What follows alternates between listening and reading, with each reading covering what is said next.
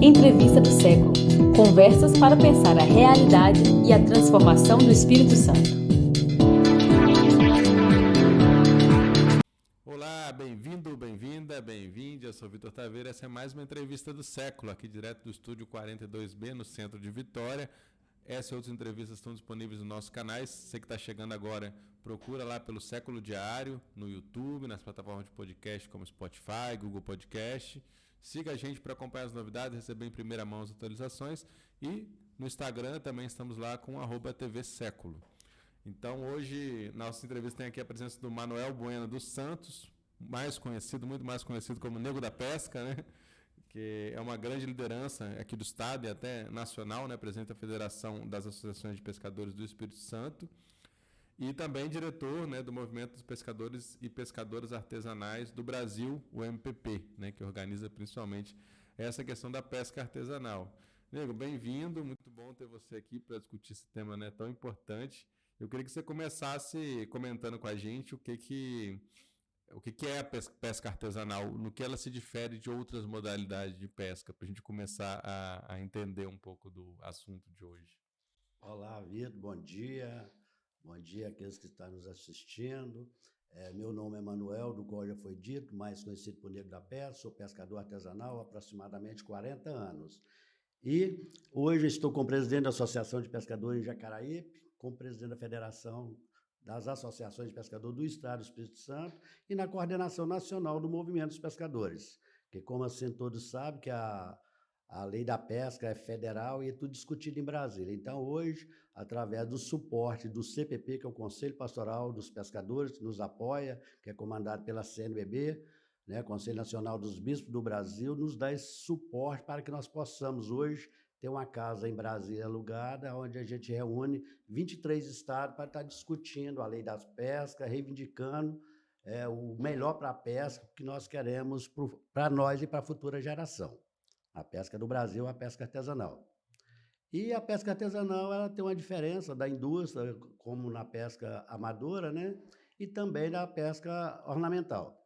Aí nós nós temos uma responsabilidade muito grande, que 75% do peixe que vai na mesa da nossa população brasileira vem da pesca artesanal.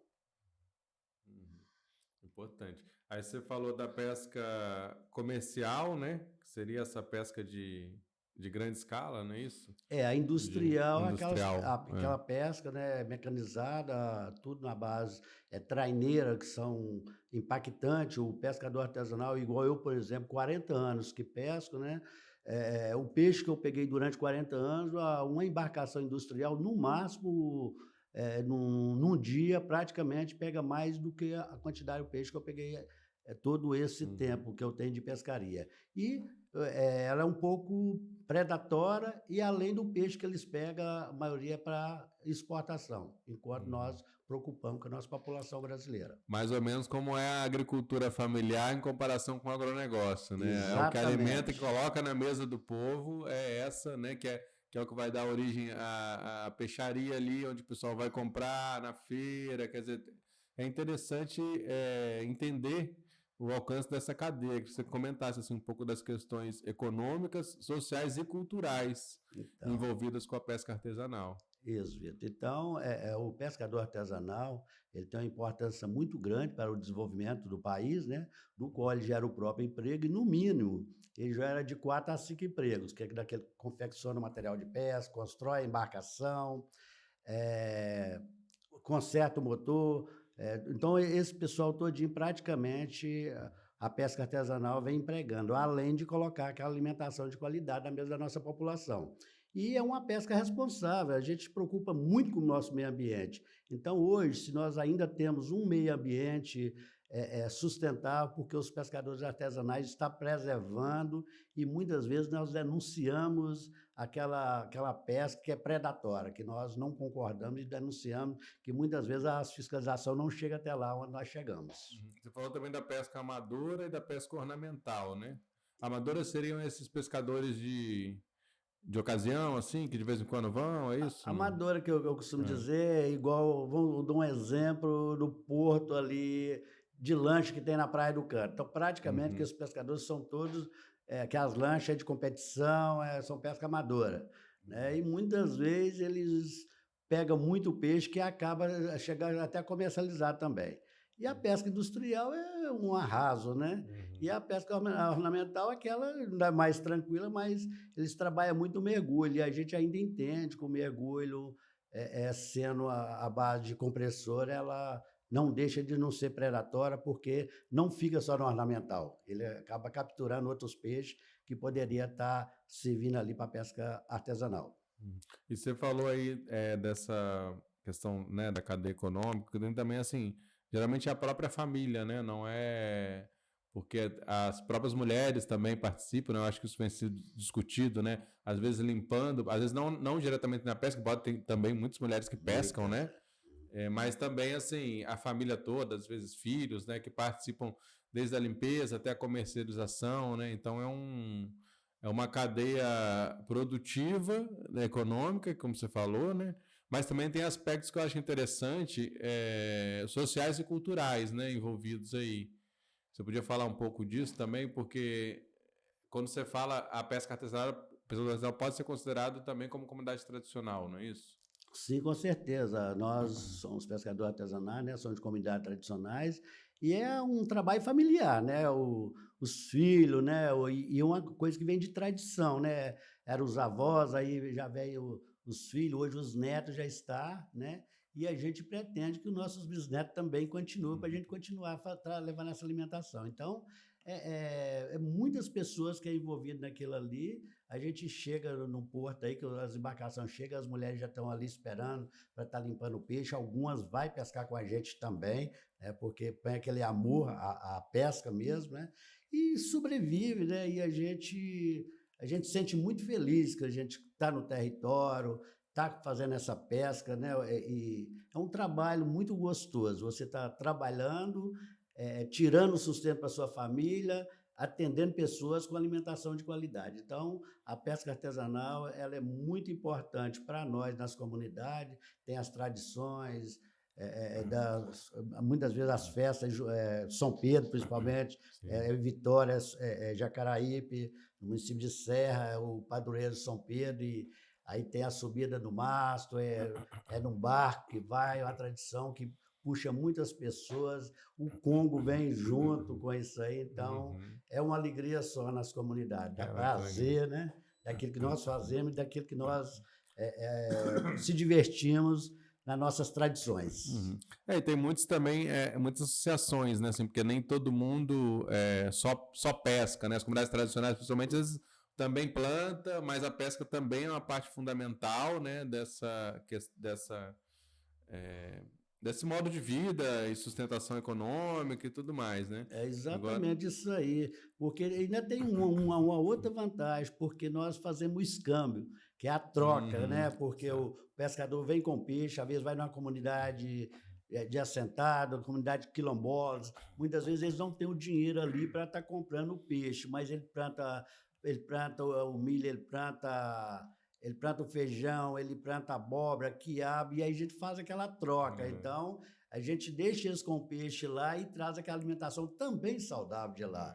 Então, isso para a gente é uma riqueza muito grande e que muitas vezes nem dinheiro paga aquilo que você faz, aquela alegria que você tem e passa para outras pessoas também, fica feliz, né, de estar recebendo aquele peixe lá. Então, parece uma festa, então é muito gostoso, né? Legal. Quando você chega nesse ambiente que você faz essa comercialização, né? Que praticamente é aquela troca de um alimento pelo outro, é muito bom isso. Bacana, aí. Né? E uma vez eu fui visitar um amigo lá no Litoral Sul, e aí o pai dele é dono de estaleiro, né? Tem um estaleiro lá, trabalha com todos os pescadores. Cheguei lá para visitar ele, cara, tinha uma lagosta saindo assim do forno. Eu falei, pô, vou comer lagosta hoje. Né? Que foi justamente nesse processo, né? Essa coisa de comunidade. Ah, beleza, você me ajudou aqui. Ah, às vezes nem é troca, né? Às vezes até um presente, assim. Ah, tá, obrigado aí por tá. Então, muito legal isso. Agora, a gente vem acompanhando há algum tempo, né, no Século Diário, essa questão, e assim, tem sido, eu vejo de uma maneira muito preocupante, assim, a situação, né, da pesca artesanal, porque eu vi pessoas falar isso, sabe, que temem que, tipo, pô, não sei se meus filhos, meus netos vão querer ser, inclusive, se vão ter condições de pescar, porque cada vez está mais difícil, e se vão querer ser, porque vê a dificuldade do pai, embora tenha toda essa questão cultural, mas assim, manter essa tradição e manter essa economia ainda é o desafio. Eu queria que você falasse um pouco de que você considera essas ameaças principais, né? Então, e como você falou aí, é preocupante. E às vezes a gente pensa, eu não quero que o meu filho passe o que eu passei.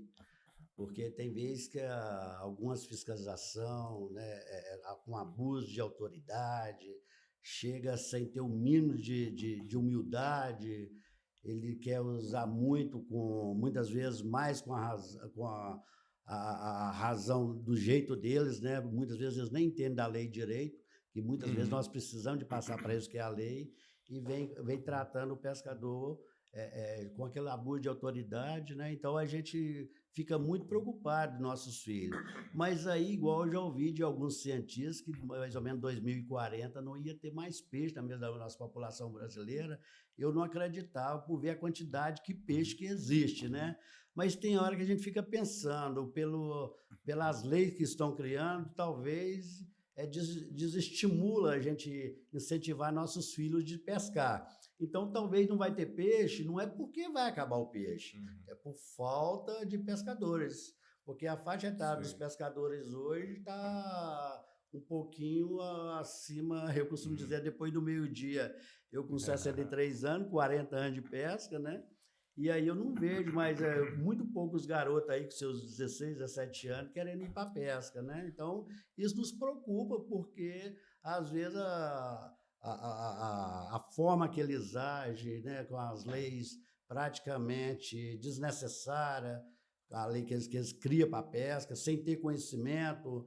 Aqui no estado do Espírito Santo, nós temos um exemplo muito grande do IEMA. O IEMA nunca esteve no porto com a gente, nunca nos visitou, não fez pergunta nenhuma, nunca entrou na embarcação, e de uma hora para outra está lá, já tem uns 3 anos, com um decreto lá, proibindo 187 espécies de peixe de ser capturada aqui no estado do Espírito Santo. E nós já temos uma lei federal, que é a portaria 445 de 2015, que proíbe 447 espécies de peixe de ser pescado.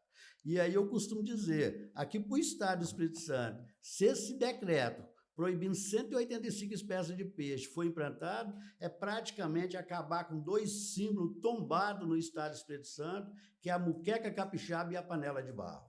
Então, já tivemos uma reunião com o governador e acredito eu que vão precisar de ter mais uma, porque isso aí precisa ser revisto. E a gente quer saber do IEMA onde ele encontrou isso aí, se não tem estudos, né? Baseado em quê? Com estudo científico, a gente não concorda com isso aí, e muitas vezes, porque no sul do país tem uma pesca industrial muito forte. Aquela sim, aquela pode ser talvez até, e a gente sabe que ela é predatória, mas a nossa pesca artesanal, aqui no estado do Espírito Santo, nós temos certeza que nós vai continuar para muitos anos aí, mantendo o manejo da forma que nós já fazemos hoje, o controle, a própria natureza já faz o manejo, né? Então, a gente acredita que não é desnecessário esse decreto que o IEMA está implantando aí, que é levar para o governador. Então, é necessário, novamente, nós ter outra reunião com o governador, com o secretário do IEMA, para que a portaria como essa não seja implantada e nenhum decreto também, para proibir a pesca aqui no estado do Espírito Santo. Pois é, porque é uma contradição que, com todas as comunidades tradicionais, né, que elas são, na verdade, as primeiras interessadas pela manutenção desses ecossistemas, né, pela reprodução, porque se vocês começarem a pescar, pescar no momento que não pode, de reprodução da espécie, essa espécie vai acabar, vocês vão ficar sem renda lá na frente. Mesma coisa, né? A gente sabe as comunidades indígenas, quilombolas, com o seu entorno. E aí, quando você vem com esses processos massivos industriais do capitalismo, ameaça as espécies, e aí você quer proibir o próprio pescador ou a comunidade que mantinha isso de defender, né? A mesma questão da própria caça, né? Nesses territórios indígenas e tal, né? Você tem que ter, se for feito um manejo adequado para as comunidades que são de menor escala e tal, até na própria mineração tem casos, né, de que a comunidade mineradora comunidade pequena, sem o uso desses grandes... uma mineração mais artesanal, né, que não usa mercúrio, essas coisas que a grande indústria usa, você pode ser até de uma maneira, né, sustentável, que vai durar séculos, né, que é o caso da pesca. Mas você falava também, eu acho que foi você que falou uma vez, dessa questão de que, tipo assim, tem que cuidar das águas, né, porque quanto mais poluído estiver o local, o peixe vai mais para longe. E quanto mais para longe ele vai, as embarcações de vocês... Quer dizer, eles vão mais para alto mar, onde está mais limpo. Claro que não somem todos os peixes, mas assim, a tendência é que elas vão fugindo aos poucos, né? E aí só esse barco de grande porte que vai conseguir chegar num lugar mais afastado, né? Exatamente. Que a pesca artesanal, pelo que eu entendi, ela se dá mais, né, com barcos um pouco menores, que não vão poder ir tão longe, né? Assim, Então, nossos barcos artesanais ele vai até 20 AB, né? 20 toneladas de arqueação bruta. Então, a gente, cada dia que passa, com as poluições que tem aí, a gente vê que o peixe, ele sai fora da poluição. Então, ele vai distanciando e nós precisamos de ele estar, né? Então, aí o que a gente vê é o seguinte, o que a gente pensa, passa pela nossa cabeça, o intuito dos governos é praticamente tirar nós de circulação no mar, porque praticamente nós somos guardiões da natureza, nós que estamos ali preservando, nós que, quando aparece o primeiro crime ambiental lá fora, é o primeiro a denunciar. Eu dou um exemplo aqui, aquela plataforma em São Mateus, se não me engano, foi 2013, por aí, que pegou fogo lá, os pescadores foram o primeiro a tirar foto lá e mandou para a imprensa, para os órgãos fiscalizadores, órgãos do governo, dizendo que a plataforma estava pegando fogo no município de São Mateus. Então, nós somos praticamente os guardiões da natureza, nós fiscalizamos, nós percebemos tudo. Então, parece que a gente é um calo no sapato deles. E aí, enquanto quer mexer com nós, pescadores artesanais, do qual a gente tem essa importância para o meio ambiente, nós, no estado precisamos, por exemplo, 420 quilômetros de costa, já temos 11 portos, e não está trabalhando em toda a sua capacidade, e uma previsão de implantar 27 portos. Isso nos preocupa. Alguns já está licenciado, já vai iniciar as obras, outros está para ser licenciado, outros já está previstos. Então, tudo isso aí nos preocupa, além das plataformas. Praticamente, o litoral do Espírito Santo hoje é loteado pelas empresas de petróleos, né? E a gente entende que o petróleo que já explora hoje é autossuficiente para manter, eu acho que, nosso país, eu acredito. E eles não preocupam com isso aí, preocupam com nós que preservamos e estamos ali, né, cuidando. Por isso que a gente entende que eles estão querendo tirar os pescadores artesanais de circulação, porque os pescadores é o maior fiscal e o que contribui com a fiscalização, com o governo, e passa para a imprensa e denuncia, né, de todo esse crime ambiental que vem mantendo ali. Então, nada mais, nada menos do que, no nosso entendimento, é que eles querem tirar a gente de circulação, por causa da nossa fiscalização, da nossa preocupação com o meio ambiente. É um entrave para esse processo de desenvolvimento predatório, né? Exatamente. Porque saiu um levantamento, assim, na época, com essas previsões, muita coisa é anunciada, né? Mas se realizassem todas essas previsões portuárias, a gente teria um porto a cada 15 quilômetros no Espírito Santo. Você já pensou? Né? Média, assim, né? O que é uma coisa, assim, inimaginável, né? E aí eu queria que você comentasse um pouco qual que é o problema, o que um porto, a construção de portos, de vários portos, influenciam para a pesca artesanal, e falar também dos impactos do petróleo. Podia começar primeiro a falar está muito ligado, você já mencionou isso, né? Porque a maioria dos novos portos a serem implementados estão ligados à cadeia petroleira. Exatamente. E esses portos vão demorar tempo para ser implantados, certo? Uns tantos anos para aprovar, para licenciar, para implementar.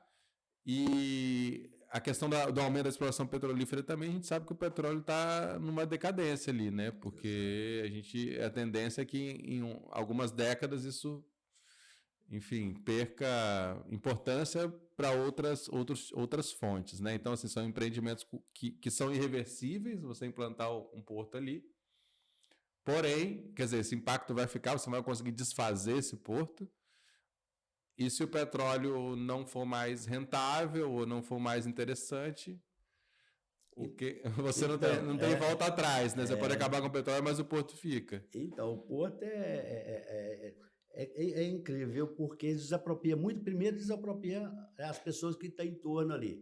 E é uma área grande, talvez não vá usar nem um quarto daquilo ali, desapropria aquela quantidade imensa. E depois faz uma dragagem que, primeiro, o impacto na dragagem. Vamos dar um exemplo aqui do Porto Central de Presidente Kennedy, aqui no estado do Espírito Santo. Então, ali já foi liberado para ser dragado 64 milhões de metros cúbicos daquele segmento ali, além da mata auxiliar que tem ali, a Restinga, vai estar tirando ali. O primeiro impacto é onde está tirando, o segundo impacto é onde vai jogar.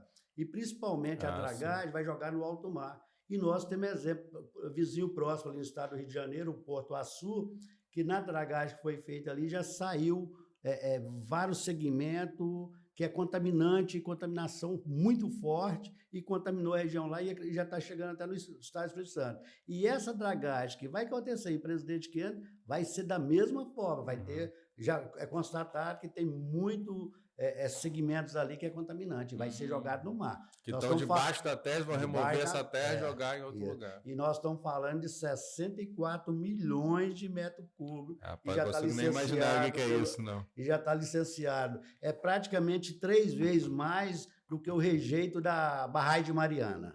Então, por aí a gente vê o que aconteceu em Mariana, né? E o que vai acontecer lá. E aí vem mais, isso e não é um só, né? Estou dizendo de um só, esse aí, né? E aí vem as plataformas, né? Do qual nós já falamos aqui. Aí a gente pergunta, aquele trabalhando dia e noite, implantando várias plataformas para estar explorando o petróleo. Será que o nosso meio ambiente vai sustentar tudo isso aí que está sendo feito? Até quando? Será que nossa futura geração vai ter o petróleo para consumo natural deles, para poder, principalmente nossa população brasileira, porque a gente entende que a maioria dessa quantidade desse petróleo que é explorado vai para os outros países, não fica no Brasil, né? E muitas vezes vai para lá e quando volta para nós, volta caro. Isso aí que a gente não consegue entender, né? Porque as áreas das plataformas também tem uma área de exclusão de pesca, não é isso? Exatamente. O pescador não pode se aproximar. 500 metros nós não podemos aproximar daquela plataforma. E o pior é que a gente costuma dizer que eles chegam na nossa casa e entram sem bater na porta e nos expulsa. Porque é o local que a gente pescava ali, onde tinha o Recife e tudo, aí eles implantam a plataforma. E antes de implantar essa plataforma, já vem um impacto muito grande, que é a pesquisa sísmica. Então, a pesquisa sísmica ela sai com a explosão com 80 decibéis de dentro do navio sísmico, né? Chegando no fundo do mar até com 220 decibéis, que ele vai só aumentando o som e a pressão, porque ele chega no solo do mar e ainda entra várias quantidades até chegar onde tem o petróleo e volta aquele som de novo para os cabos para captar. E aquilo ali é a faixa de 6 a 8 tiros por minuto, né? E aí vai o navio com 12 cabos, com 6 quilômetros de comprimento, captando aquilo ali. E aí, muitas vezes, eles licenciam para fazer essas pesquisas na época da desova do peixe. É o dourado, outros peixes mais, na época da desova, e eles licenciam. Eles só não dão licença para fazer essa pesquisa na época que as baleias estão emigrando, procurando águas quentes aqui para acasalamento. E aí nós perguntamos, o IBAMA, principalmente a agência CGPEG do IBAMA, né, que é no Rio de Janeiro, por que na época que as baleias estão imigrando, eles não liberam a licença e na época da reprodução? O que acontece com aquela reprodução? O que acontece com aqueles peixes ali? Nós temos um exemplo aqui no estado do Espírito Santo, a peruá. Na época que estava tendo muita pesquisa aqui, a peruá desapareceu da nossa costa capixaba, agora que deu uma parada, ela está retornando novamente. Então, e até hoje não tiveram resposta para a gente. Eles só falaram que na época das baleias foi feito um estudo e parece que tordoou as baleias, algumas morrem e algumas dá na praia, né? Tordoado e morre na praia. Então, aí por isso que proibiu. Então, aonde a gente questiona que o IBAMA faça também uma pesquisa, o que acontece com esse peixe na época da desova. Tarda a desova, mata o peixe, porque o peixe desaparece, né? E até hoje nós não tivemos essa resposta. Gigante embaixo do mar. Não tivemos essa resposta. Tremor deve dar também. Né? E outra coisa, é interessante que nossos barcos têm rastreador. Aonde está nosso barco, e aqueles que não tem ainda, já está a lei aí, que a gente vai ter todo mundo regularizar. E aí eu fico pensando, esses navios não tem rastreador também? Não, porque igual você vê, em 2019, aconteceu aquele vazamento de petróleo na Paraíba, com 45 dias já estava aqui no estado do Espírito Santo, e nós, já desde essa época, nós estamos cobrando do governo para identificar quem cometeu esse crime, da onde está saindo esse petróleo, e até hoje, infelizmente, não tivemos resposta, né? Mas os nossos barcos, eles sabem, os peixes nós capturamos, e tem que estar tudo certinho, porque senão vai aprender. Agora, os navios parece que eles não têm controle, ou não quer, né, enxergar isso aí. Pois é, está tendo mobilizações, né? Esse tema é interessante, preocupante, né? E curioso, né? Porque foi já no governo Bolsonaro, né? O pessoal deve lembrar, né? Na época ali do derramamento na costa do Nordeste, que chegou a atingir o Espírito Santo, né? Chegou até aqui esse óleo. Teve uma mobilização, você vê o descaso do governo, de que as próprias pessoas das comunidades se expondo ali sem os devidos equipamentos, porque o governo não fez nada num primeiro momento, e as pessoas foram lá, né, tirar, tentar limpar, tentar reduzir esse impacto de uma coisa massiva que veio de algum navio aí, enfim, ninguém sabe direito de onde veio, qual que era a bandeira, quem que era. Então vocês estão, queria que você comentasse como é que está essa luta em torno dos direitos dos pescadores, né, inclusive. Então, aquilo ali foi uma loucura. O pior que os pescadores vendo aquilo ali, preocupado ali, né?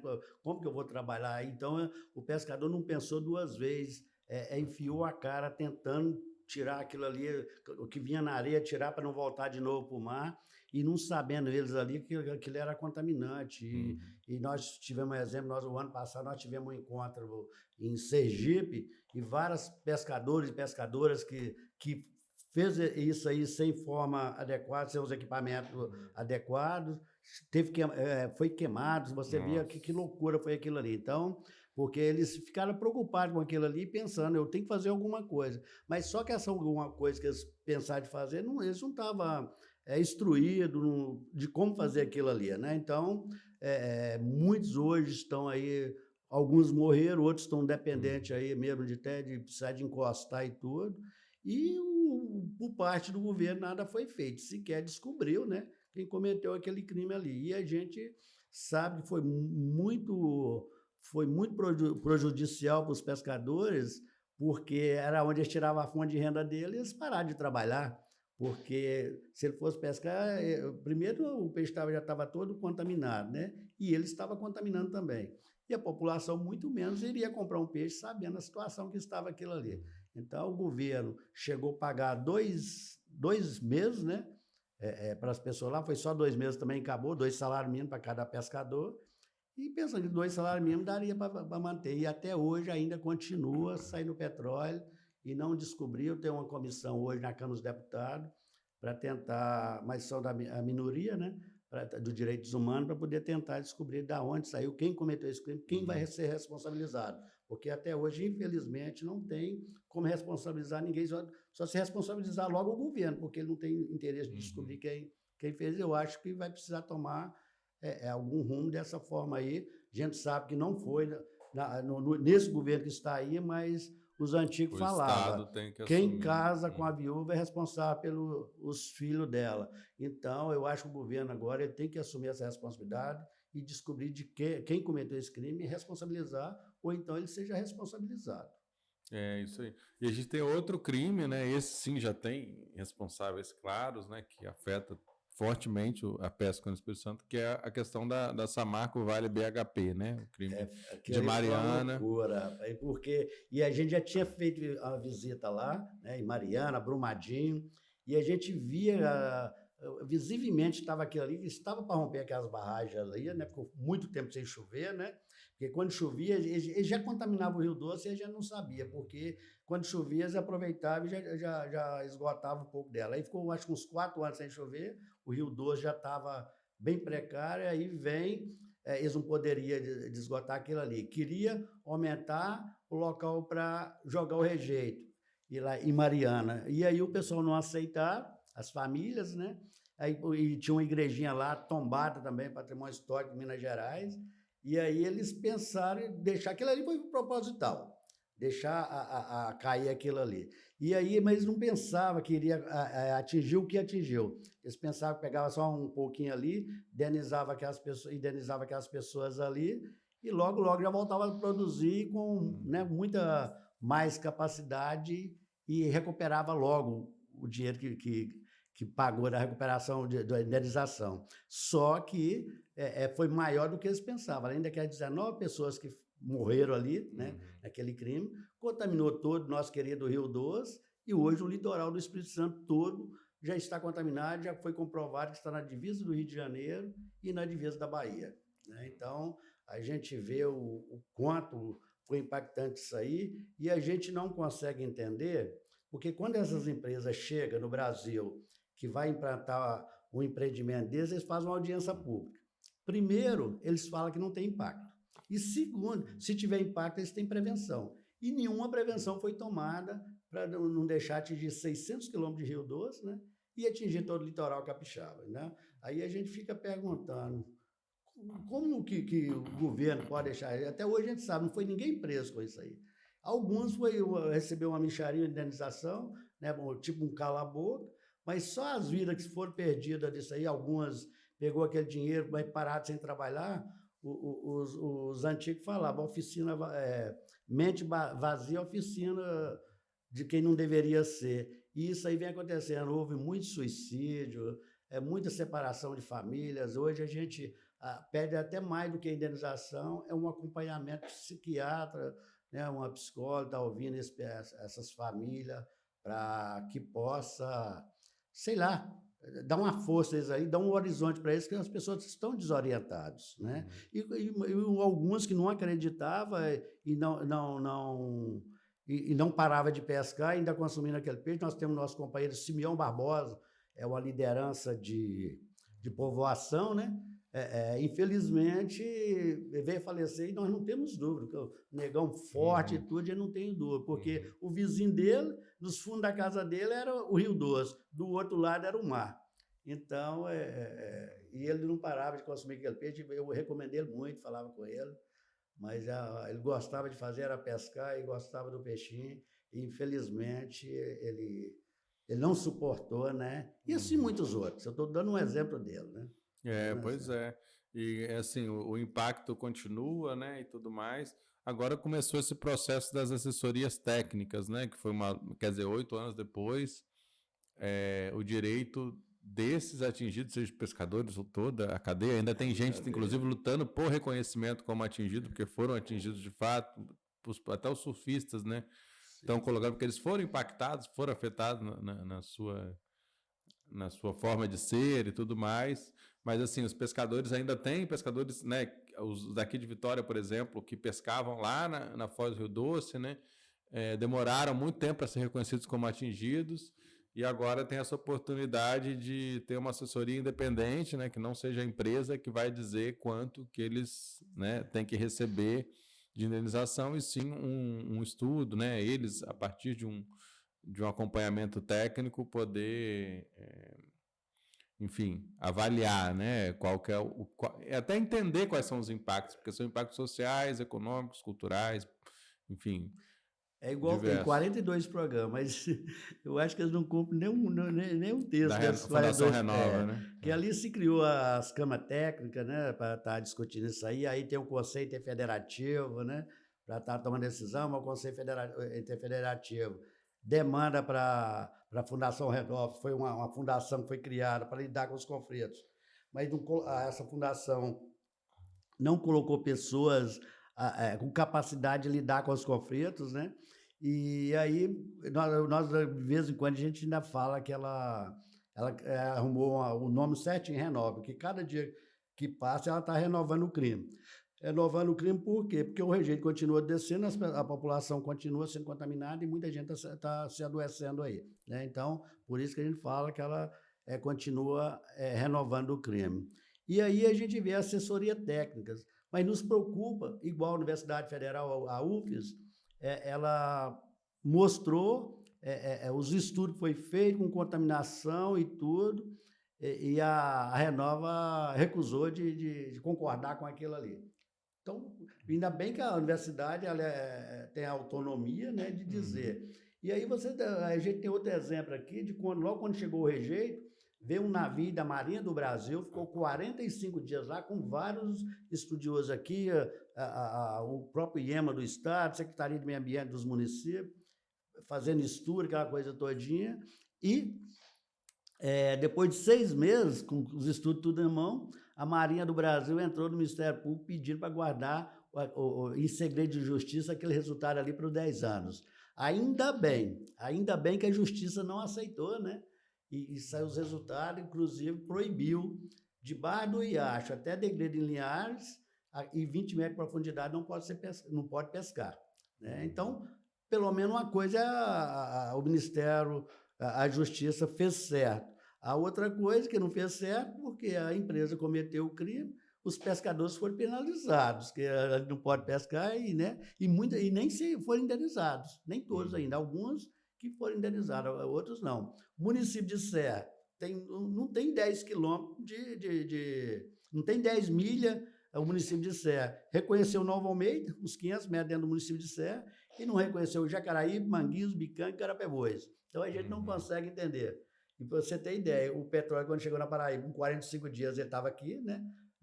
Em Jacaraípe, e esse rejeito aí já há praticamente 8 anos. Já se não chegou ali em Jacaraípe, né? E essas pessoas ainda não se reconheceram, e forçando essas pessoas de estar lidando naquela água contaminada e sendo, né, prejudicial à família, né? Aquelas pessoas que estão lidando com aquela água ali, talvez até aqueles mesmos estão comendo aquele peixe ali, é preocupante. Pois é, precisa de ter esses estudos. Precisa dos estudos e alguma coisa tem que ser feito, né? Porque assim, tem também outra questão assim que é colocada politicamente, né? Assim, vou até trazer aqui os gritos de guerra do MPP, que eu acho bem interessante, né? Que é no Rio, no mar, pescadores na luta. No açude da barragem, pescando liberdade. E do negócio existir, cerca nas águas derrubar. Território livre já. E falando desse território livre, nós temos, né, um projeto de lei de iniciativa popular, que é a garantia do território pesqueiro. Nós protocolamos em 2017, lá no Congresso Nacional, nós procuramos o caminho mais difícil, porque nós foi através de assinatura, nós precisava de 1% da assinatura do eleitorado brasileiro, nós conseguimos, na época, que era 1,5 milhão de assinatura, levamos, protocolamos no Congresso Nacional e estamos aguardando que seja o mais rápido possível, né, que seja aprovada essa lei, né, da garantia popular do território pesqueiro. Né? Então, isso aí nos ajuda muito. E nós, aqui no Estado do Espírito Santo, inclusive agora, no dia 12 e 13, eu vou fazer um encontro do MPP a nível estadual aqui, e nós já vamos propor um protocolo de consulta. Porque nós, com o protocolo de consulta, está dentro da Convenção 69, do qual o Brasil é signatário. Da Organização Internacional do Trabalho, né? Da OIT, que é da ONU. E está no artigo 6º, que nós precisamos de ser ouvidos. Então, se nós precisamos de ser ouvidos, nós temos que ter pelo menos um documento para forçar isso aí, e nós vamos estar querendo esse protocolo de consulta para quando chegar uma empresa, igual esse expor que vem aí, igual essas empresas de petróleo que vai chegar aí, nós precisamos ser consultados, antes de ser pela empresa, pelo governo. Vocês querem isso aí na comunidade de vocês? E dentro do protocolo de consulta, eles vão ter que nos atender para que não chegue, como se diz, expulsando nós de nossas casas. Então, nós precisamos se resguardar com esse documento. A gente vai estar trabalhando isso agora, dia 12 e 13 de setembro, no encontro estadual que nós vamos fazer aqui. E vai ter alguns órgãos do governo presente.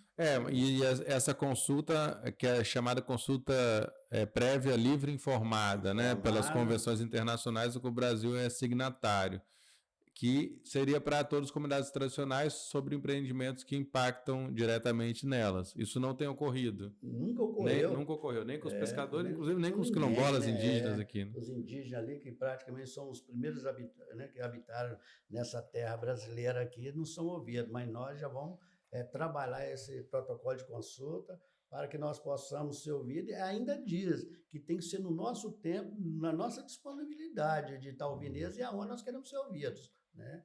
Então, a gente vai estar trabalhando isso aí, porque, infelizmente, da forma que está, não tem condições. Então, nós precisamos, o mais rápido possível, de estar criando essa ferramenta de trabalho para que o governo nos respeite a Convenção 169 e nos respeita também, com nossa preocupação com o nosso meio ambiente. Pois é, isso é um avanço importante, né? Porque a gente vem vendo, né, como é que é esse processo do capital e como é que a não escuta das comunidades, o atropelo é uma constante. E nesse sentido, parece que o Estado ele é sócio das grandes empresas, nesses empreendimentos, né? Então, assim, ele está sempre, né? Ele faz vista grossa ou ele mesmo faz o serviço de atropelar de alguma maneira as comunidades, de usar a força policial, de usar outros instrumentos jurídicos, de dar as licenças, apesar dos tantos avisos, né? Então, é uma coisa que acontece com grande constância. E eu vejo assim, mais ou menos, parece que os nossos governantes,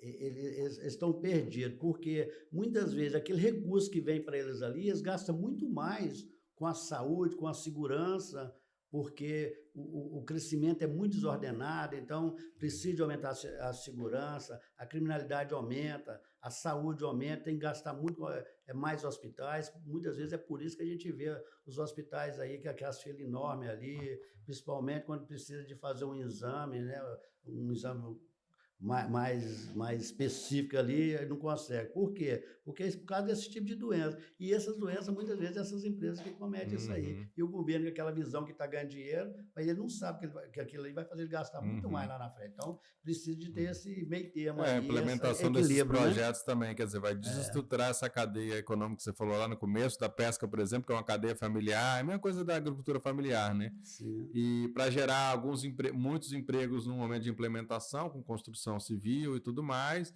e depois as empresas operam com poucos empregos, né?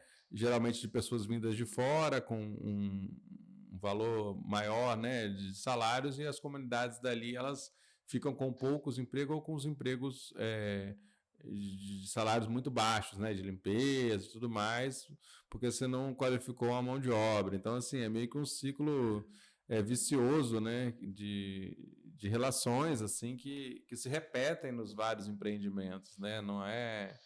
E a gente vê, a gente já tem exemplo, né? De quando vai implantar esses grandes empreendimentos, ele atrai muitas pessoas. Uns vêm com boas intenções de trabalhar e vai trabalhar, outros vêm com má intenção, que é o tráfico de droga, a prostituição. Aí aquele local ali é um crescimento desordenado, que a saúde não está preparada para aquilo ali, a educação não está preparada, a segurança não está preparada. E aí, quando termina a construção, igual você falou, vem outros de fora para assumir. Vamos supor, trabalhava 5 mil homens, fica 50 ali que vem de fora, com obra especializada, de fora trabalhar. E aqueles que trabalhou direitinho ali, um profissional, ele vai para outro lugar. Mas aqueles que veem com o intuito de fazer coisas erradas, aqueles ali ficam. Então fica só o danos, né? Só fica ali, só fica isso aí para aquela comunidade. Vamos dar um exemplo aqui no estado do Espírito Santo, Barra do Riacho. Barra do Riacho, olha, Barra do Riacho como era, aconteceu. E aí criou-se um bairro novo, construiu um bairro novo para que as pessoas fossem trabalhar ali na Aracruz, isso para aquele bairro que é a Coqueiral de Aracruz. Então, e aí o que ficou para Barra do Riacho? Só os danos, né? Então... É isso aí que a gente fica. A gente já tem muitos exemplos, se eu estou dando um exemplo Barra do Riacho, mas nós temos muitos outros aí, né? Se fosse para citar aí, então a gente tem um exemplo muito grande disso aí. E o governo parece que não enxerga, não. Ele, né, coloca uma peneira nos olhos e deixa a coisa passar. E essa questão assim, de ter uma política, eu vejo muito, quando vocês falam do hidronegócio, né, me lembra muito agronegócio. Essa oposição hidronegócio, pescadores artesanais, é exatamente a mesma do agronegócio, agricultura familiar, né? Então, assim, é como se fosse um modelo de terra e um modelo de mar, assim, mas é o mesmo sistema que opera. E aí, se você vê os estudos que mostram, e talvez na pesca tenham também, mas eu tenho mais conhecimento a partir da agricultura familiar, como essa cadeia produtiva familiar gera empregos, gera renda de uma maneira mais sustentável e muito maior. Quer dizer, um espaço que você coloca ali de agronegócio, você ocupa gera pouquíssimos empregos. Se metade disso fosse para a agricultura familiar, você teria muito mais emprego, renda desconcentrada, né? Porque concentração de renda também é um problema, você botar tudo na mão de um projeto exportador e tudo mais. Então, assim, e para os jovens, como você falou, para uma população que está, às vezes, sem emprego e, às vezes, em situações muito precárias de trabalho, trabalhar com uma roça, trabalhar com uma pesca pode ser uma alternativa financeiramente boa, se você tiver políticas e for pensado para isso, e pode ser uma forma, inclusive, mais gostosa de trabalhar. Como você falou, não é fácil, né? Não dá para romantizar que a agricultura e a pesca é tranquilo, né? É um trabalho, é uma atividade, é uma profissão, exige dedicação, tem dificuldades, necessita cuidados especiais, mas assim, é uma oportunidade de vida que parece que não está sendo mostrada, porque não, a política é justamente o contrário, favorecer o agronegócio. Então, assim, para que eu vou? Agora, se você tem uma reversão nesse quadro, se você tem políticas criadas, isso pode mudar, né? Aí eu queria que você falasse um pouco desse fator crucial, né, que a gente tem, que é a derrota do governo Bolsonaro e a ascensão da volta do Partido dos Trabalhadores com Lula ao poder, inclusive com a recriação do Ministério da Pesca, que você estava falando para a gente, com uma subsecretaria, inclusive, para cuidar da agricultura familiar. Você tem estado, né, teve em Brasília várias vezes, tem participado desses diálogos. Queria que você colocasse qual que é o panorama, se ele é animador, se ainda tem dificuldades e percalços. Como é que vocês estão enxergando o governo federal? A gente está muito otimista. Eu vejo, né, e a gente está acompanhando de perto, que em 2024, eu acho que as coisas vão melhorar bastante. Primeiro, nós já ficamos felizes que foi criado-se o Ministério da Pesca, igual você falou. Segundo, criamos-se a secretaria ali. E agora, no dia 2 de agosto, nós criamos o Fórum da Pesca, e dentro desse fórum tem vários programas, né? Inclusive do Jovem Científica, né, que eles vão estar estudando, vai ter a bolsa ali, no primeiro momento agora, 858 bolsas, né? Inclusive eu vou estar com o secretário da Pesca dia 14, vou estar levando ele lá no IF de Piúma. A gente vê que aquele jovem ali, agora recentemente teve um jovem, eu vi eles colocaram até...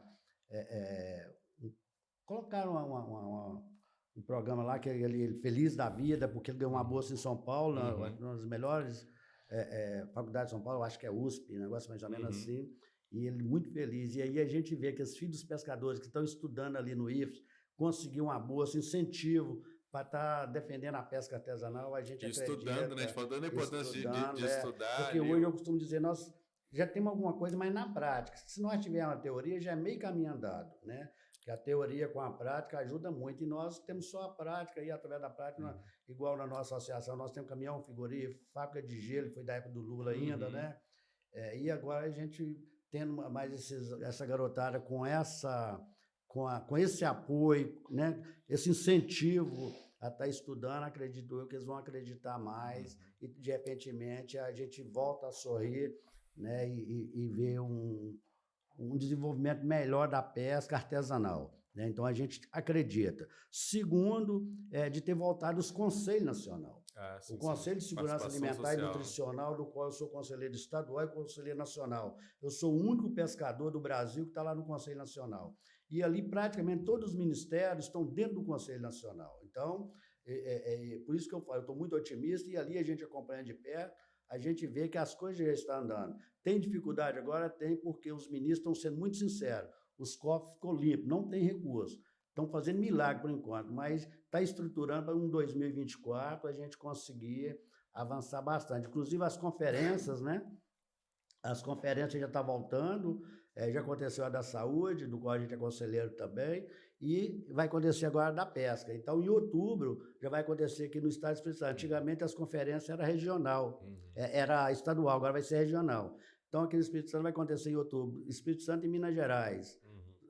Em outubro também, Rio de Janeiro e São Paulo. E assim, concessivamente, para estar tirando a delegação para a nacional, e ali nós estamos discutindo políticas públicas voltadas especificamente para a pesca artesanal. E a Conferência de Segurança Alimentar também está acontecendo. Já está acontecendo também. Né? Já começaram as municipais, né? Exatamente, vai ter a estadual e para a nacional, a 6ª Conferência do Conselho de Segurança Alimentar e Nutricional. Então, a gente acredita que vai estar avançando. E ali dentro, aquilo ali é um braço do governo. A gente não entende porque o governo anterior acabou com esses conselhos. Porque, primeiro, a gente não ganha nada para ser conselheiro. Simplesmente a gente está mostrando para o governo o que precisa ser feito, né? E foi uma perca muito grande, mas a gente acredita que agora vai avançar.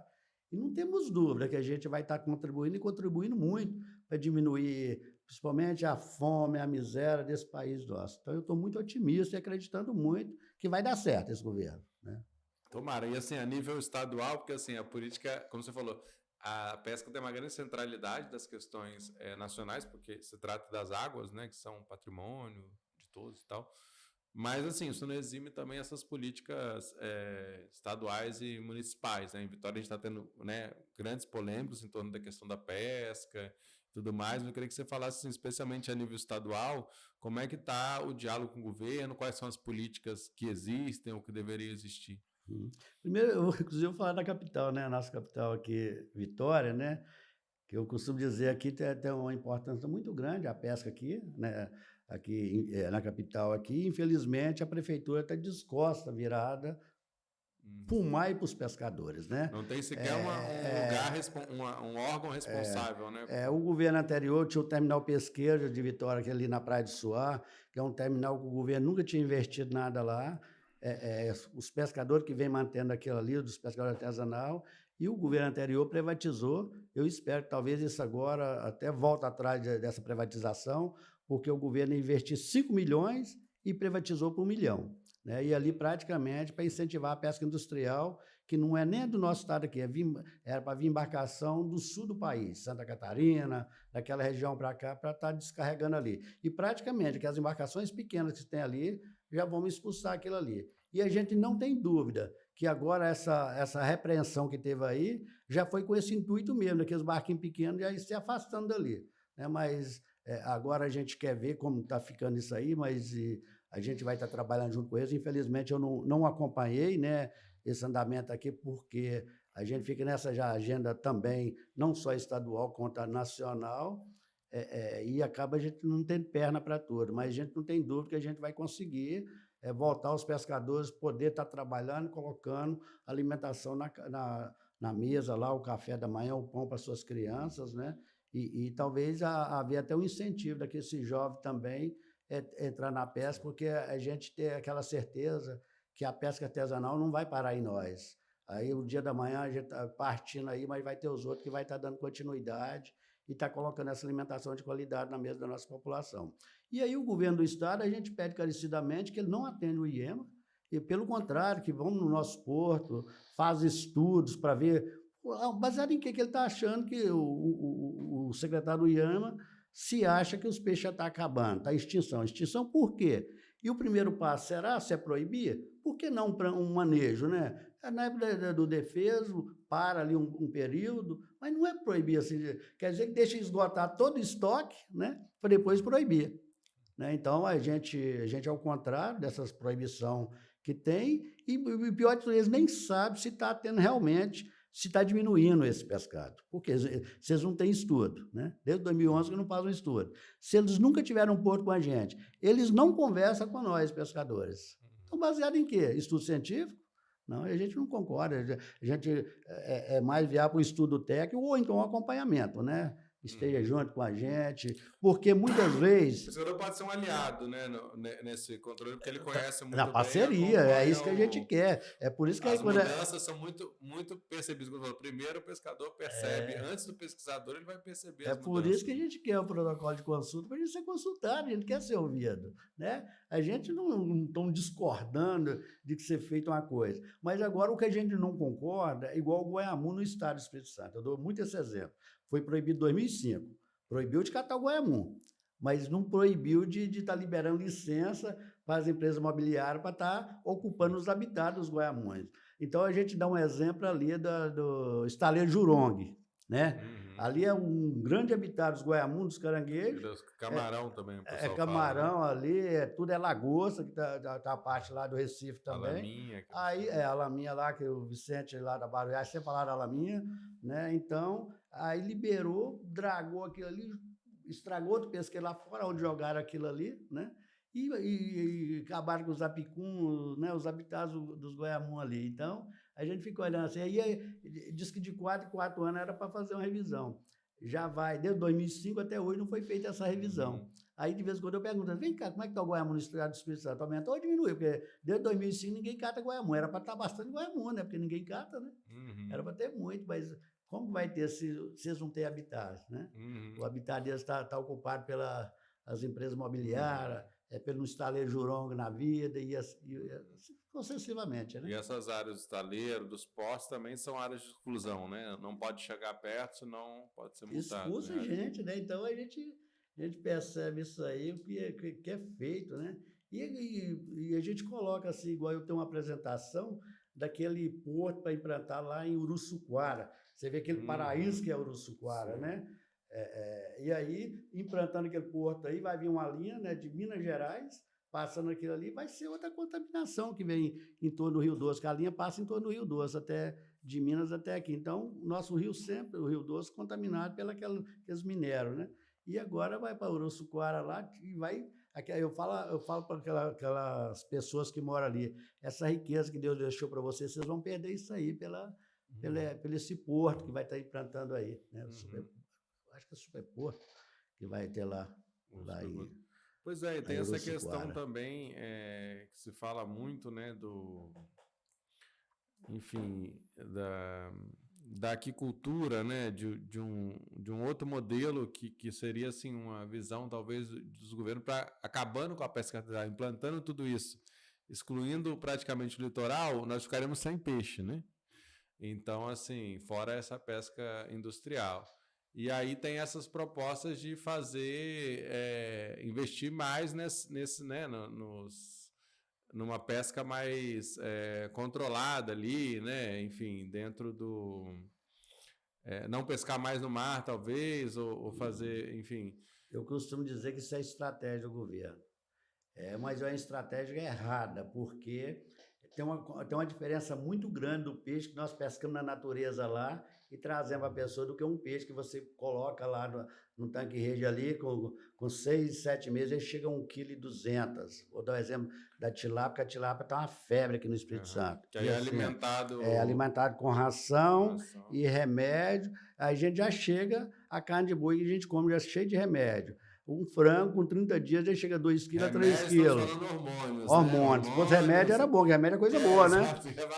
Hormônio para ele crescer rápido, para não... que o produto químico na ração, você pega na asa do frango, ele solta na sua mão. E aí, o peixe ainda que nós extraímos na natureza lá, saudável e tudo, aí você vai comer o peixe na base do remédio de novo. E sendo que nós temos muito peixe. Por que não está incentivando? Vai incentivar a criar o peixe? Porque aí vai ficar o território livre lá para eles. E eu dou um exemplo na Colômbia, do qual eu visitei lá. Como tem água na região que nós somos, ali Floripa, aquela região ali, até chegar ao Mar do Caribe. E aí eu pesquisando lá e vendo, ainda tem pouca exploração de petróleo, mas tem uma previsão, muitos estudos para ser implantado. Aí o governo lá já está incentivando o pessoal a criar o peixe no fundo do quintal. E eu eu levei uma apresentação daqui, do Brasil, de como está o Brasil, eu pesquisei como estava lá, levei para eles. Eu falei, no Brasil está assim, assado, mostrei para eles. E lá, eu falei, vocês ainda tem pouco aqui, mas já está para implantar. Então, esse incentivo que você está tendo aqui, achando que é mil maravilha, vocês criar o peixe no fundo do quintal, é para tirar vocês lá do meio ambiente. Vocês têm muita água, vocês têm peixe com sobra, vocês tá capturando lá, alimentando muito mais saudável do que esse aqui. Né? Mas não, o governo quer deixar o território livre e mais remédio para a população, né? Esses peixes, inclusive, eu não sei se você sabe, igual o peixe e o frango, ali todos aqueles que estão ali são todos machos, eles dão uma vacina nele que transforma ele todos machos frangos, porque para poder não reproduzir, né? Então a gente fica olhando assim, igual eu tive na comunidade quilombola, aí o pessoal passa lá vendendo aquelas galinhas pé seco, que já foi explorado bastante, né, para botar os ovos, aquele negócio de e coisa. E por que o governo incentiva aquele pessoal para estar criando, né, a própria criação deles ali, uma alimentação saudável, né? Aí eles vão comprar aquilo ali que praticamente ela já foi muita ração que ela comeu, já botou bastante, né, já produziu bastante, ajudou muitas eles lá, e aí agora eles vão vender lá nas fábricas quilombola. E aí uma senhora, conversando com uma senhorinha de 100 e poucos anos, a dona Maria Pastora, né, lá de Brejo, em Sergipe, aí ela falando que eles plantavam muito arroz, aquela coisa, tinha as galinhas e tudo, né, plantava milho. Aí, mas a terra lá disse que tinha dono, mas sendo que eu devo os avós deles que já morava lá, né? E ela com 110 anos hoje. Aí arrendou para uns fazendeiros lá plantar, o agronegócio fazer lá. E aí as galinhas, porque eles não tinham, então, para tratar das galinhas começou a ir lá comer a plantação dos caras lá que arrendou o terreno lá, e eles mataram, sentaram veneno, matou tudo. Aí fica assim, que absurdo um negócio desse, né? Absurdo. E comunidade que passa o Rio Doce ali, e eles não têm água tratada para tomar. Tirar água de poço, né, para lavar as coisas, e o poço eu acho que não é feito adequado, que a água está saindo barrenta ainda, e leva água de caminhão-pipa para o pessoal tomar. É incrível a situação, como nossos governantes não têm uma visão, né, com o nosso povo, não tem responsabilidade. Eu acho a palavra mais adequada é responsabilidade. Porque se você invertesse, ou pelo menos igualasse, né? Não é a situação, né? Em vez de você dedicar tanto recurso para o agronegócio fosse para a agricultura familiar, você teria uma mudança radical, né? Exatamente. No emprego, na renda, na distribuição de renda, enfim, na sustentação das famílias e nas outras políticas que derivam daí. Mas não é o que vem acontecendo, né? Mas é isso. E eu só rapidamente voltar sobre o petróleo, que inclusive está acontecendo em Brasília, terminou ontem, né? E a gente fica olhando, igual quando chegou aqui o petróleo, o pessoal também, em povoação, que é a região ali, foram tentar tirar também o petróleo. E aí foi a Marinha, aquele negócio, o Exército lá, e não deixou o pessoal aproximar dali. Mas eles não estavam preocupados que era o pessoal e se contaminar, não. Mas era porque hoje em dia a facilidade de estar registrando era mais para não registrar a quantidade de petróleo que estava ali, entendeu? Entendi, então, provas. Para não gerar provas. Então, a gente vê isso aí. E, infelizmente, até hoje, de toda a região que foi impactada, até hoje não teve estudo dos manguezais. A gente não sabe como estão os manguezais. Todos nós, com pouca experiência que a gente tem, mas nós sabemos que o manguezal é o berçário. É dali que vem a reprodução de uns peixes, de outros peixes, né? E a alimentação. Então, a gente gostaria que os governos se pensassem em fazer uns estudos desses manguezais para ver como está. Tem contaminação lá dentro ainda? Como é que está? Os recifes próximo mais da praia, né? Como que está aqueles recifes ali, né? Que agarra muito aquilo ali. Igual o município de Serra ali, Manguinhos. A curva da baleia que você passa ali, antigamente tinha muita lagosta, o pessoal passava a noite lá e estava pegando lagosta ali, tinha muito ouriço, aquilo ali acabou. Você só vê aqueles buracos agora. Então, a gente não tem dúvida que aquele rejeito, do rejeito lá de Mariana, da mineradora, com mais esse petróleo que veio, matou tudo que ele tinha na beirada. Então, antigamente a gente pegava saco de beijo, saco de dente, era pescadinha, era pescada. Agora você não vê mais, tem que ir para fora. Os barquinhos pequenos estão sendo sucateados, né? Está sendo sucateados. É um grande desafio. Bom, obrigado, Nego da Pesca. Essa foi a entrevista do século, produção e locução minha, Vitor Taveira. Apoio técnico aqui do Cauã Elmer, tricolor, com bom tricolor, também é pescador, só que de ilusões, né, Cauã? Aí nós vamos voltar em breve aí com mais programas, né? Lembrar a galera para seguir o Século Diário, a gente sempre acompanha também a questão da pesca e outras, né? Sim. Então, YouTube, plataforma de podcast e também notícias diárias, análises, informações, notícias todo dia lá no seculodiario.com.br. Então é isso, obrigado, Nego. Eu que agradeço, Vitor, e a gente tem essa oportunidade, a gente fazer esse bate-papo aí, dizer a realidade que está hoje no nosso estado, né, e no nosso país aí, e a gente tem uma esperança que, às vezes, eles ouvindo a gente, esse bate-papo, quem sabe toca um pouco neles, né, e eles mudam essa forma de pensar, essa forma de fazer essas leis, umas leis que não ajudam, só vem impactando, né? Então, eu que tenho que agradecer e espero que dias melhores virão. Muito obrigado. Vamos que vamos, valeu. Entrevista do século. Conversas para pensar a realidade e a transformação do Espírito Santo.